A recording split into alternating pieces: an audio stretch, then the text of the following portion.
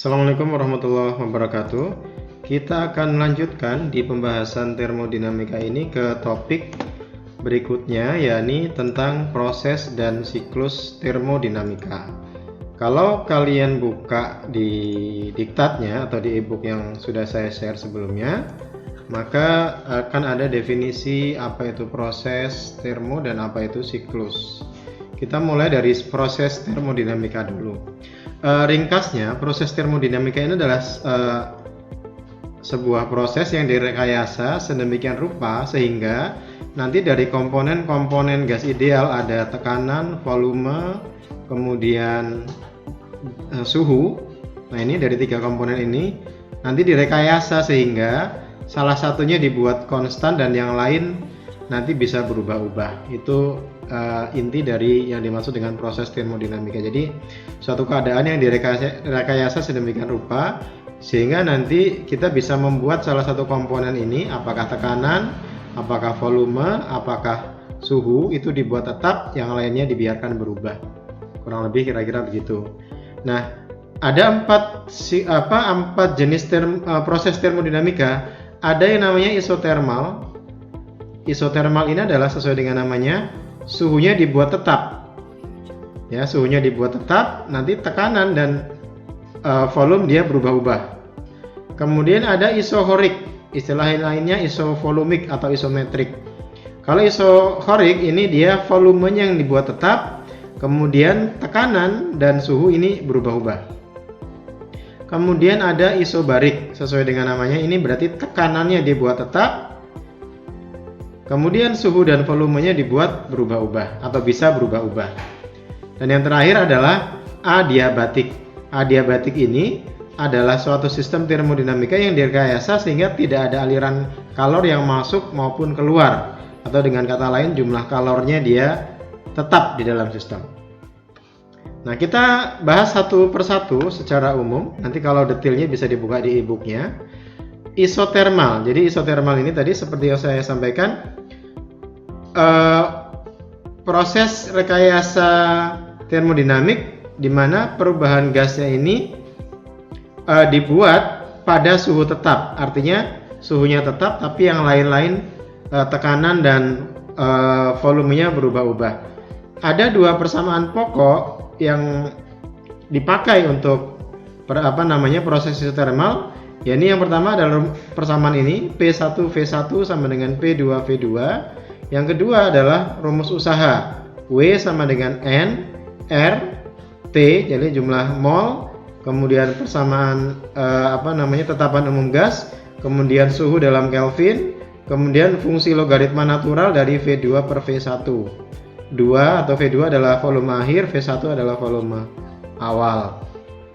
Kemudian yang ketiga, jadi nanti di masing-masing proses ada tiga hal yang harus diperhatikan. Pertama adalah rumus persamaan keadaannya, yang kedua adalah rumus usahanya, dan yang ketiga adalah grafiknya di sini. Nah, grafik ini selain menunjukkan mekanisme isotermal itu sendiri, grafik ini juga berguna untuk menghitung usaha. Jadi usaha bisa dihitung dengan dua cara. Pertama bisa menggunakan rumus W itu sendiri, usaha. Yang kedua bisa juga dihitung dengan cara menghitung luas areal yang ada di dalam ini, grafik ini, atau yang ada di bawah garis proses. Jadi saya ulangi, yang pertama adalah rumus keadaan gasnya, P1V1 sama dengan P2V2. Kemudian yang kedua rumus usaha. Yang ketiga adalah grafik yang menunjukkan peristiwa isotermal, di mana fungsi grafik ini selain untuk mengilustrasikan proses isotermal itu sendiri, juga berguna untuk menghitungnya. Ya, ini dengan cara menghitung luas wilayah yang berada di bawah garis proses ini, di sini nih. Ini adalah luas wilayah yang nilai luas wilayah ini sama dengan usaha dari proses isotermal. Kemudian kita lihat contohnya ya. Kita lihat contohnya, misalkan di sini contoh yang di buku juga ada.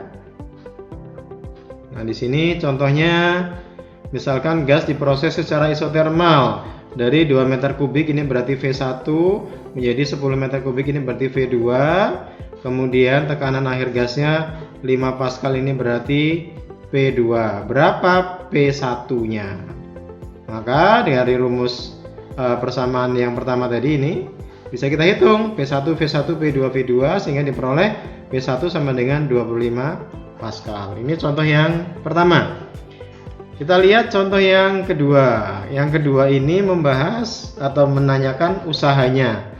Nah, usaha, berapa usaha yang diperlukan untuk 1000 mol, berarti ini adalah N kecil atau jumlah mol.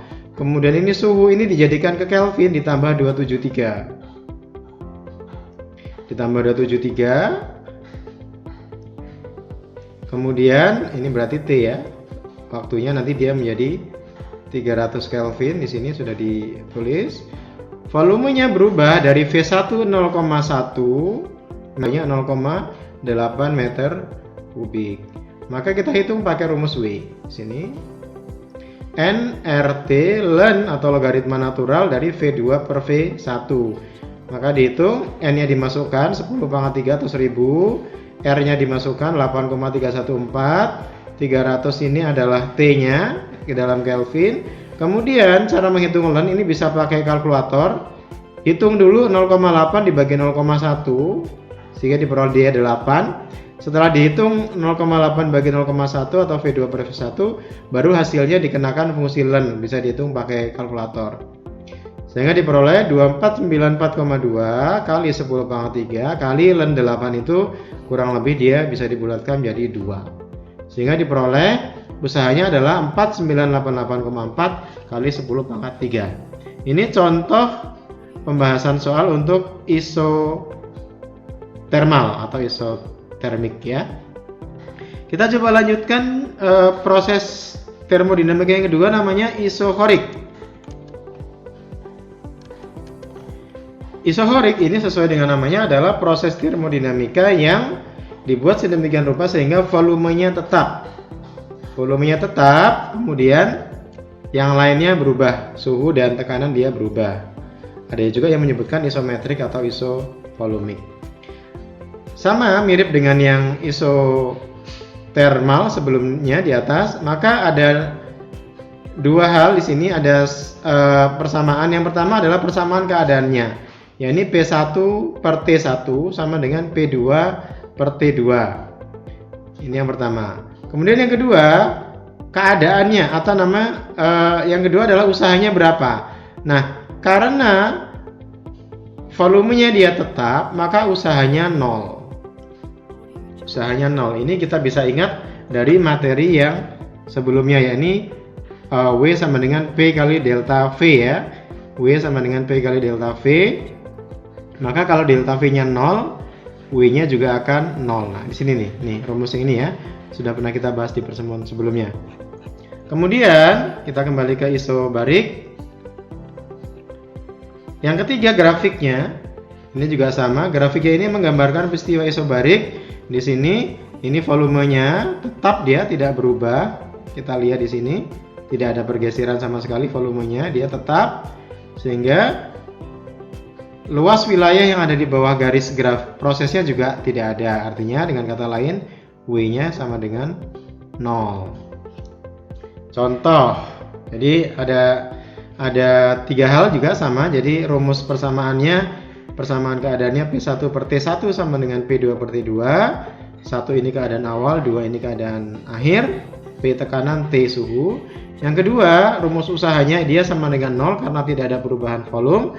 Dan yang ketiga, grafiknya itu juga menunjukkan bahwa tidak ada perubahan volume. Sehingga meskipun tekanannya naik, karena volumenya tetap, W-nya akan bernilai 0. Kenapa? Karena kita ingat rumus W sama dengan P kali delta V. P kali delta V atau perubahan volume. Kalau tidak berubah volumenya berarti delta V 0, sehingga P kali 0 sama dengan W-nya juga 0. Contoh. Suatu sistem gas ideal diproses secara isohorik ya, volumenya tetap dari suhu 300, ini berarti V1 menjadi 1000. Kita lanjutkan ke proses yang ketiga, namanya isobarik. Sesuai dengan namanya, Ini adalah proses pada keadaan tekanannya tetap. Ada 3 hal juga sama yang perlu diingat. Pertama, rumus keadaannya atau rumus persamaan keadaan gasnya, yakni V1 per T1 sama dengan V2 per T2. V1 volume awal, T1 suhu awal, V2 volume akhir, T2 suhu akhir. Yang kedua yang harus diingat adalah rumus usaha ini. Rumus usahanya W sama dengan P kali delta V, atau karena delta V adalah V2 min V1, juga boleh dinyatakan W sama dengan P kali V2 min V1. Yang ketiga, grafiknya. Grafiknya ini menunjukkan bahwa yang sumbu X adalah volume. Di sini volumenya berubah dari V1 ke V2 atau volume awal ke volume akhir, geser dia ke kanan, tapi tekanannya dia tetap nilainya. Ini menunjukkan bahwa dia isobarik, tekanannya tetap. Lantas usahanya selain tadi bisa dihitung dengan rumus yang kedua ini, usaha juga bisa dihitung dengan cara menghitung luas wilayah yang ada di bawah garis proses ini. Jadi ini adalah bisa juga dipakai untuk menghitung usaha dari proses isobarik. Nah, jadi ada rumus persamaan keadaan gas yang pertama, kemudian yang kedua rumus usaha, dan yang ketiga grafik. Contoh, kita lihat contoh penyelesaian pada proses isobarik. Berapa volume awal gas? Berarti yang ditanyakan adalah V1 yang dibutuhkan agar memuai menjadi 3,5 meter kubik, ini berarti V2. Ketika diproses pada tekanan tetap dari suhu 300, ini berarti T1, menjadi 700 Kelvin, ini berarti T2. Yang ditanyakan adalah V1. Maka kita pakai rumus keadaan gas untuk proses isobarik. Sehingga kita lihat di sini, kita langsung hitung, maka V1 per T1 sama dengan V2 per T2.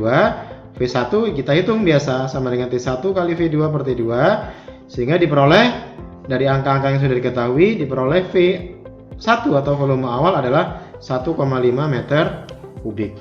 Itu contoh pertama untuk isobarik. Kita lihat contoh yang kedua. Berapa usaha yang diperlukan pada tekanan tetap sebesar 1 atm, ini P. Karena di atm maka ubah ke Pascal agar dia SI. Sehingga diperoleh 1 atm adalah 1 kali 10⁵ Pascal. Kemudian menaikkan volume dari 0,25, ini berarti V1, menjadi 0,5, ini berarti V2.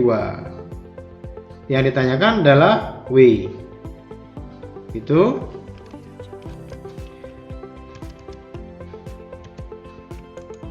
Maka kita langsung pakai rumus W sama dengan P kali V2 min V1. W adalah P-nya adalah 1 kali 10⁵ Pascal, V2-nya adalah 0,5, V1-nya adalah 0,25. 0,5 dikurangi 0,25 itu adalah 0,25 juga. 0,5 dikurangi 0,25 adalah 0,25 kali 10⁵. Sehingga diperoleh W-nya adalah 0,25 kali 10⁵ Joule. Itu contoh pembahasan untuk soal isobarik. Semoga bisa dipahami ya. Nah, demikian pembahasan di video ini. Jadi kita bahas 3 proses secara singkat. Ada yang pertama tadi adalah isotermal. Ada 3 hal yang diperhatikan, rumus persamaan keadaan gasnya, V1 sama dengan V2, kemudian rumus usaha, kemudian grafik. Kemudian yang kedua ada isokorik, sama ada 3 hal yang diperhatikan, persamaan keadaan gas, kemudian persamaan untuk usaha dan grafik. Yang ketiga untuk isobarik juga demikian, persamaan keadaan gas, kemudian yang kedua persamaan usaha, dan yang ketiga grafik. Demikian, nanti akan kita lanjutkan proses yang berikutnya adiabatik di video selanjutnya. Terima kasih.